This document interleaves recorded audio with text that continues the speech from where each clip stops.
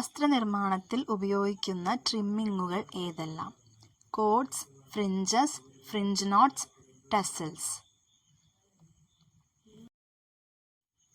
ഒരു വസ്ത്രമോ മറ്റേതെങ്കിലും സാധനമോ അലങ്കരിക്കുന്നതിന് യഥാർത്ഥ വസ്ത്രത്തിന്റെ തുണി കൂടാതെ വേറെ എന്തെല്ലാം പദാർത്ഥങ്ങൾ അലങ്കരിക്കുന്നതിനായി ഉപകരിക്കുന്നുവോ അവയെ ട്രിമ്മിങ്ങുകൾ എന്നു പറയാം.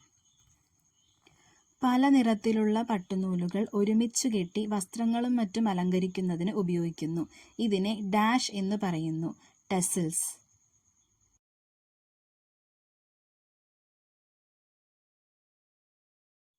പല നിറത്തിലും തരത്തിലുമുള്ള പട്ടുനൂലുകൾ തിരിച്ച് പിന്നി പലതരത്തിലുള്ള ചരടുകൾ ഉണ്ടാക്കുന്നു. ഇത്തരം ചരടുകളെ പറയുന്ന പേര് കോർഡുകൾ.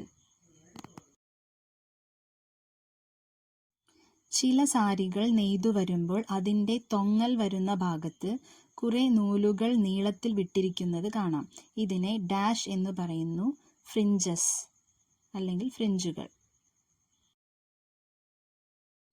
വക്കുകൾ അലങ്കരിക്കേണ്ട ഭാഗത്ത് പട്ടുനൂലുകൾ 1 സെന്റിമീറ്റർ അകലത്തിൽ കോർത്ത് ഓരോ കെട്ടുണ്ടാക്കുന്നു. ഇപ്രകാരം നൂലുകളുടെ നീളം അനുസരിച്ച് ആവശ്യമുള്ള വരികൾ കിട്ടുന്നു. ഇപ്രകാരം കെട്ടുന്നതിനെ പറയുന്ന പേര് ഫ്രിഞ്ച് നോട്ട്സ്.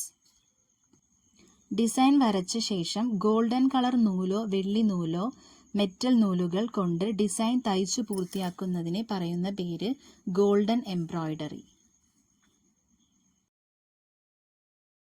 ഏതു രാജ്യങ്ങളിലാണ് ഗോൾഡൻ എംബ്രോയ്ഡറി മുൻകാലങ്ങളിൽ പ്രചാരത്തിൽ ഉണ്ടായിരുന്നത്? Spain, France, Germany.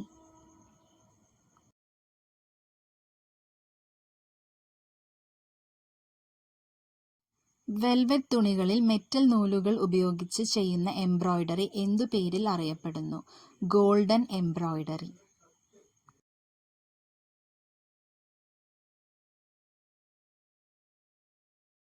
ഒരറ്റത്ത് മെറ്റൽ നൂൽ ചുറ്റിയും മറ്റേ അറ്റം അല്പം ഘനം കൂടിയുമുള്ള 23 സെന്റിമീറ്റർ നീളമുള്ള തടിക്കഷ്ണത്തിനെ പറയുന്ന പേര് സ്പിൻഡിൽ.